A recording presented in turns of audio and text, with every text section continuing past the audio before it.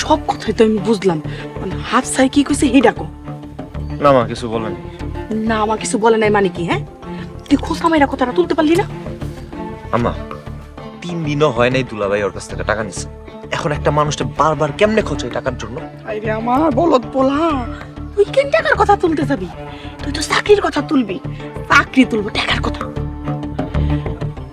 মা চুপ, সব শেষ দিছে। আপনারা এখানে? মা, রাইতে লেগে কি রান্না করবো? তোমার যা ভালো লাগে মা তুমি তাই রান্ধো, মনটা একটুও ভালো না। আচ্ছা শুনেন না, গাছ থেকে কয়টা আমরা পাইরা দেন, আমরা আর মাছ দিয়ে রান্না করি। আপনি তো আমরার মাছ অনেক পছন্দ করেন। তোমার হাতের তো আমার সবকিছুই ভাল লাগে, দুনিয়ার কয়দিনেরই। আপনার কথার তো আগামাতে কিছুই বুঝতেছি না। দেখো, দুনিয়াতে আমরা দিয়ে মাছ খেতে আসিনি, আসি আল্লাহর ইবাদত বন্দিগি করতে, আল্লাহকে খুশি করতে। যাক, মাগরিবের ওয়াক্ত হয়ে গেছে, নামাজ পড়তে যাইতে হবে।